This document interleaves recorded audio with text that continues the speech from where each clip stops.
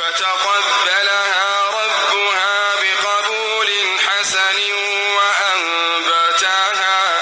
وأنبتها نباتا حسنا وكفلها زكريا كلما دخل عليها زكريا المحراب وجد عندها رزقا قال يا مريم أنى لك هذا قالت هو من عند الله إن الله يرزق من يشاء بغير حساب. نو هغه مریم د هغې رب په ډېرې کښلې قبلولې سره قبیله کړه او هغه یې په ډېرې کښلې زرغونولې لویولې سره لویه کړه او هغه یې د زکریا علیه السلام په کفالت کې ویر کړه. کله چې به هم زکریا علیه السلام دې ته عبادت خانې ته ننوت نو د هغې سره به یې څه رزق خوراک پیدا که.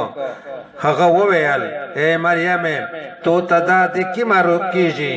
هغې وویل دا د الله تعالی د خو نه روڅي. یقینا الله تعالی چې چاته وغواړي بې حسابه رزق ورکوي.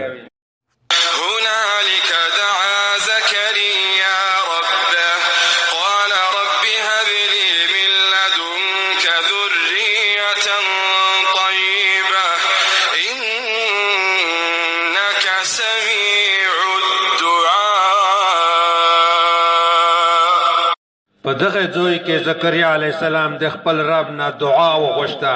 وی ویل ای د مو ربه مو ته د خپل طرف نه پاکیزه اولاد روکه. یقینا ته د دعا ښه اورېدونکی یې. فنادته الملائكة وهو قائم يصلي في المحراب أن الله يبشرك بيحيى مصدقا بكلمة من الله وسيدا وحصورا ونبيا من الصالحين. نو ملائکه دته आवाज وکړ په داسې حال کې چې دی په عبادت خانه کې ولاړ و. لمونځ یې کاوه چې بېشک الله تعالی تا ته د یحیی زیری درکوي چې تصدیق کوونکی به وي د هغې کلمې چې د الله تعالی د طرفه ده. سردار به وي او ځون منع کوونکی به وي د خواهشاتو نه او نبی به وي له صالحانو نه. قال رب أنى يكون لي غلام وقد بلغني الكبر وامرأتي عاقر قال كذلك الله يفعل ما يشاء. زکریا علیه السلام وویل ای د مو ربه مو لره به هلک څنګه کېږي حال دا چې په مو باندې بوډاوالی راغلی دی او زما ښځه شنډه ده. هغه وویل همداسې الله تعالی کوي څه چې وغواړي. قال رب اجعل لي